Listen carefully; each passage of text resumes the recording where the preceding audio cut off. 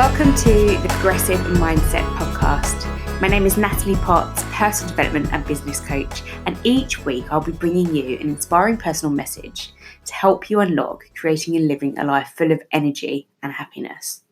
So let's begin. Today I'm going to start with a quote by Mel Robbins. And Mel said, "Knowing what you need to do to improve your life takes wisdom. Pushing yourself to do it takes courage." And I thought this was really important to focus on today in terms of really looking at courage and what it means to us. And many people talk about having lots of self-doubt. They don't have the self-esteem that they need. They don't have self-confidence. They procrastinate. They overthink. And actually, if we reined that back and broke down those steps, we would find that we get clarity in exactly what we need to do. And we would simply just start taking action. And it isn't about procrastinating. We have a habit to procrastinate. There's a big difference. And all of that is overridden by just taking action. If you think back on a situation where you think, I definitely procrastinated on that, I guarantee that you could have changed it just by starting on it for 5 minutes and actually seeing it wasn't too bad and just continuing. So I then have spent a lot of time this week really looking at habits myself. And it's not just this week, I've been exploring it a long time, generally, whether I look at how long it takes to embed a habit. Some people say it's 21 days, some people say it's up to 66. So I've worked a lot on having a morning routine and an evening routine. And I'm pretty okay with the morning routine. I've always done this pretty well. I've always kind of got up early, 5, 6 a.m. I've loved the morning, getting out for a walk, getting the fresh air, hearing the birds. It's just a different mood in the morning. Getting an evening routine is really hard for me, and I've really found that a struggle. But doing this is really important because this links into about having the right mindset. And when we have the right mindset, we start to see opportunities and we don't see obstacles in the same way. We see these opportunities as a gift. We embrace them and we want to overcome those obstacles. So when we take the time to break it down, as I said before, this is when we get the clarity, the perspective, and then we can take action. So the great part about this is it's simply achievable for all of us.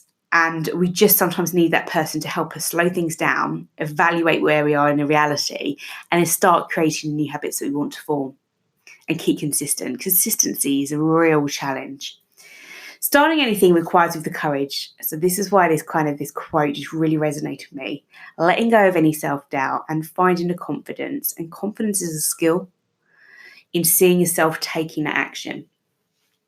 So let's kick off with a morning routine. And I want you to take away what it means to you and know that this isn't going to be an overnight tick box, done it, amazing, and I'll keep it consistent for the rest of the week, up to 21 days, 66 days. It is about really finding what's going to work for you, what goes really well in your morning, and then maybe then looking at what doesn't go so well. But having a routine will ground you, and it's especially important in uncertain times. The next part is about keeping the momentum. So you could grab yourself a journal, you could grab yourself a notebook, and you can start committing to what you want to do. I often say to people, just grab a pen and a paper and just literally brain dump for 5 minutes in the morning, because we have all these thoughts rushing through our head in insane speed, and we don't take time to take a step back and think, what is it that I really consciously want to take action on here?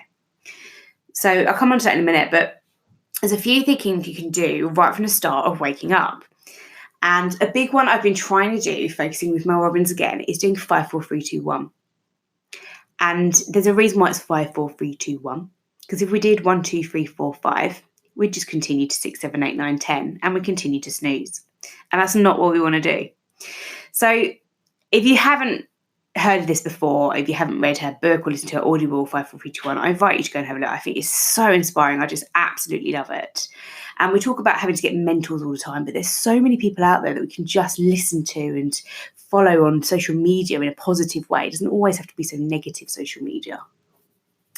So most people will focus on a morning routine. It really works. So what this does is when you start doing 5, 4, 3, 2, 1, you just jump out of bed. And if you don't, let me know. But I honestly think that you will start to see it change the way you are in the morning if you try that. 5, 4, 3, 2, 1. And it comes from that, of course. Take off. Okay? So take off, take action. If you're a visual learner, I'm sure you're seeing a rocket at the moment taking off in Florida, which is a lovely place I'd love to go to one day and see that myself. So once you've done this, then get up and make your bed. And there's an amazing YouTube video by Admiral McRaven. I think I said that wrong there, Admiral McRaven. And it is so inspiring watching him. And he does this massive speech about the one thing you can do is make your bed in the morning. Because it's something that you have done right at the start of your day. You have accomplished something great. And then often, if we've had a really tough day, which, this is life, it's reality. Not every day is going to be amazing, unfortunately. But you will come back to a made bed. And I've done this as long as I can remember. And it does have that feeling. You come home, you see a bed, oh, wow, nice. So give it a go. It may sound silly and woo-woo. Honestly, just try things. Be open-minded. That's what's really key about everything, is that nothing is silly. It's you finding what works for you. That's a really important part. And when I coach my clients, it's, I think this might work, that might work. Look, what do you want to commit to? What's going to work for you in this moment in time and serve you? Don't waste your time worrying about others or comparing yourself or thinking about what you should be doing. Do what you want to do and you can do at that moment in time, and let's build on that. So then when you've done that, let's do some gratitude. And again, this is something that takes time. I probably started it about 2 years ago, and I had a diary, and every day I wrote down at the end of the day, actually, 3 things I was grateful for. I've shifted that to the morning. And it's about channeling those positive thoughts, because the more we practice gratitude, the stronger those neutral pathways become, heightens our self-awareness, and this reduces our stress. We're grateful for the fact that I wake up and I've got running water to brush my teeth. I'm grateful for the fact that I wake up and, I've got a roof over my head. These things we take for granted. And I'm pretty sure we've always hooking over to the coronavirus recently, that we can take a lot more gratitude in the simplest of things. But you have to practice this. Again, if it works for you to write it down, do that. Find what works for you. Go for a walk. So I'm really big on this recently. It's time kind of getting up and going out. I love the mornings, and it's very peaceful, and just having a bit of me time. I often maybe just listen to an Audible or a podcast, and I just sometimes just walk and just listen to sounds around me. And it's about being mindful. And I've got this focus on meditation, but it doesn't, for me, have to mean I sit, my legs crossed and go, that doesn't work for me. What does work for me is going out on my own and having some fresh air and noticing my breathing and just feeling in that moment. That is what works for me.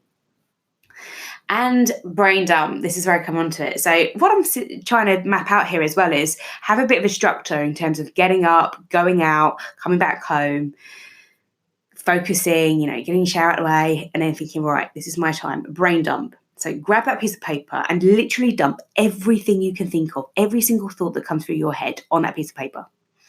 And the power of this is that writing things down has a different psychological effect on us. It reduces stress, it reduces anxiety, and it helps us see things clearer. And this gives us a sense of release and empowerment. And often, I probably do it when I find I've got lots on my mind, and I look at this piece of paper and I'm thinking, oh my God, I'm completely overthinking this. Or actually, those are the 3 priorities to me at the moment. Everything else I'll schedule into my week. So you can, again, find the time that suits you to do this. I typically do it on a Monday morning. I don't do it every single day, but I might do it if I feel that I've got a lot going on in my mind. I just need to get this out.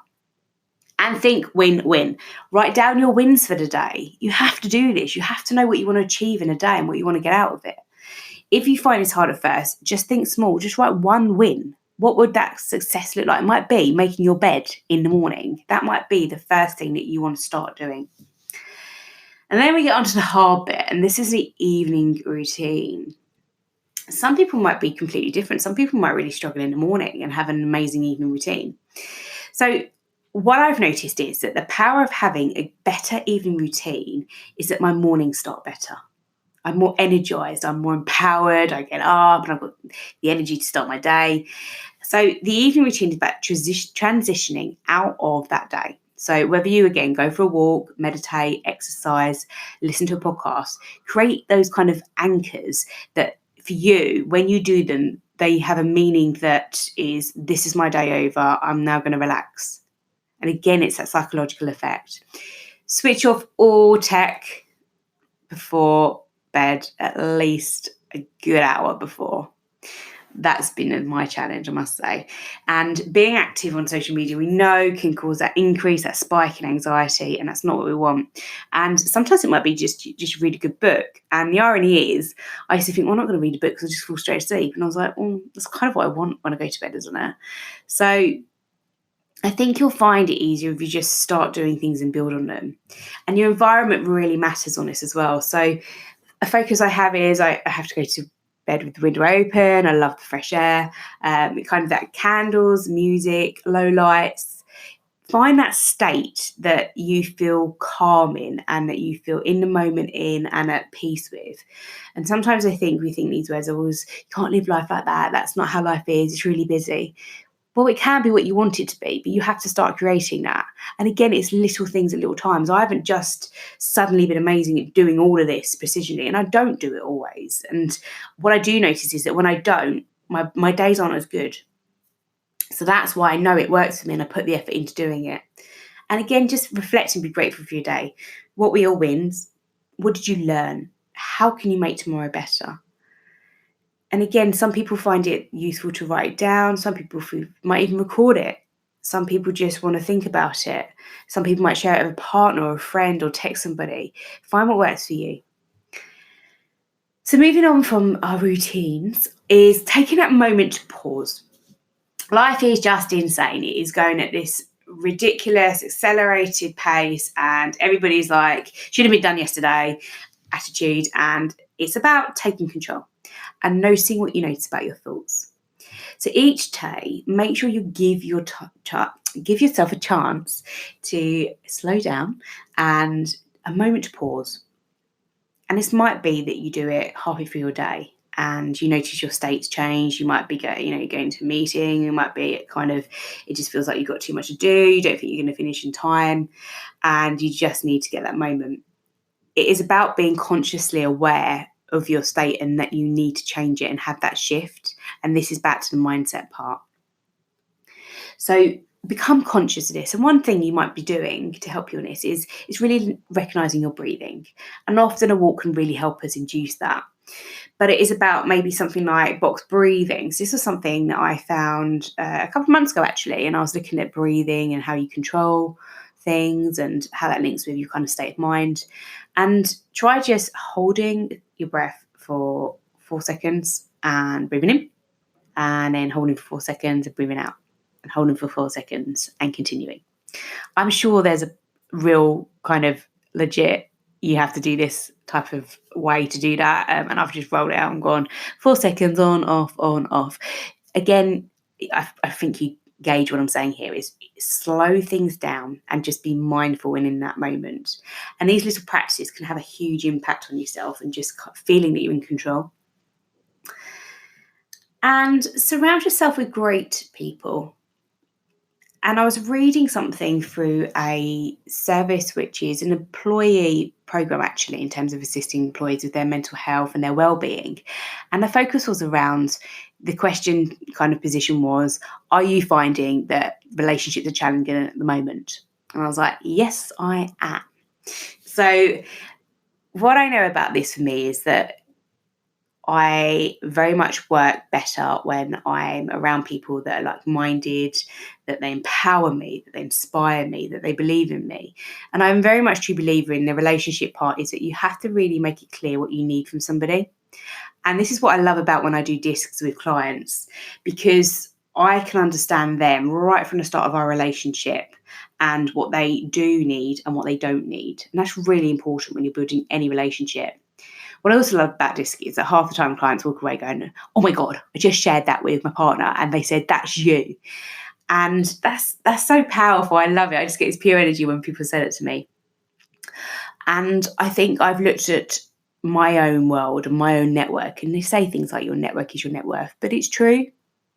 And when you look at people around you, you need to get the best out of them and they need to be getting the best out of you. And I think you have to be really honest at that. I remember when I got into coaching, I looked at people around me and I was just like, you just aren't seeing what I see or the way I want to live my life. You are very negative. You kind of, I know that when I come and see you, I've got to kind of be prepared and, have a bit of energy to embrace what you're going to be telling me and pulling me down. And I don't need that. And I certainly don't want that in my life. And I want to be able to help others as much as I can. That's the gain of coaching. That's what I love doing, is seeing people where they are now and moving forward to achieve their goals, their dreams, their aims, their ambitions. That is so empowering. And in a selfish way, that's what I love to take from coaching. But being able to do it whilst giving back. The same with volunteering, where I do the mental health support for Shout. It is such a rewarding feeling, even if you don't know if you've helped somebody, because you can't always get comments and things. Just knowing the impact that you might have had is an amazing feeling. So really look at surround yourself with great people, get the strengths out of them, be with people that get the strengths out of you, and enjoy collaborating with people. And kind of wrapping up, because I'm really keen on focusing these podcasts on kind of under 20 minutes, because I know for myself that I don't listen to many podcasts that are over 40 minutes unless I go for a walk, 40, 30 minutes, because most of my car journeys aren't that, getting up in the morning. It doesn't take me 40 minutes to get ready. I know I'm a female, but it doesn't. So this is what I'm trying to focus on as well. So this is my area of development, me being vulnerable, but be patient. And I know that I do have quite a lot of patience. In some areas of my life, I don't, of course. But it's about being proactive and learning to engage and enhance your skills and abilities. And a way to start this is to accept that nobody's perfect in no shape or form. And I started looking at this a lot with a therapist last year, in terms of the fact that, my fitness journey the last few years, I've done 8 shoots now. And I just had to seek this perfection. I won't be happy until when I had this body, when I feel more energized because of my workout and I don't feel that I'm knackered at the end of it and I'm struggling, when I get to this weight. And what we're doing is we're just missing out on life. And it's about progress. That's the difference. And trying to create the person you want to be or the life you want to lead. There's a real difference in this. We all have the potential to be great. We all have the potential to be limitless and achieve what we want to be. And it's okay not to know what, is the answer, or to make mistakes and to feel overwhelmed.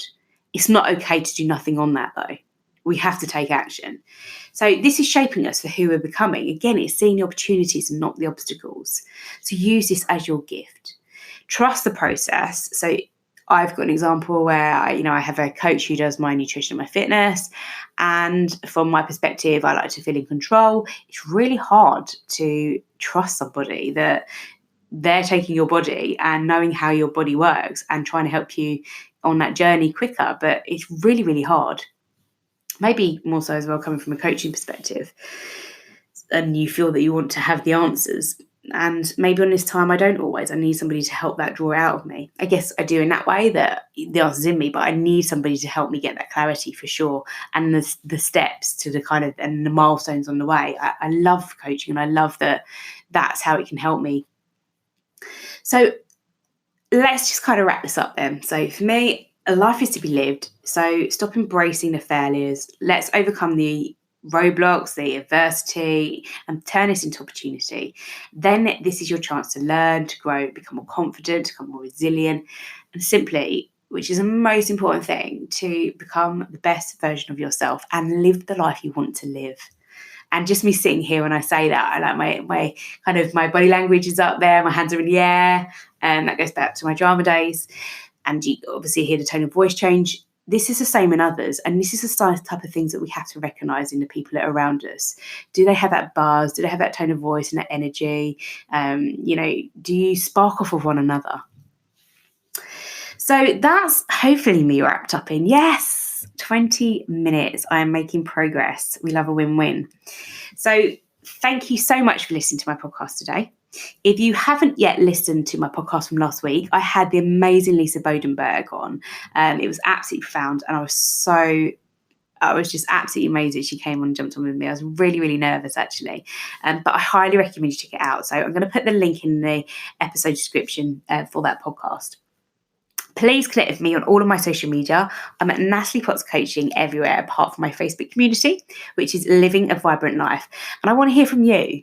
So drop me a question, share this episode with a friend, share it on your networks. I'd be really pleased. It'd be very kind of you to do so. And make sure you leave a review. So if this has empowered you in any way, I really want you to share that. And I just want you to have a great day. Have a great day. Have a great week. And I will see you in the next episode.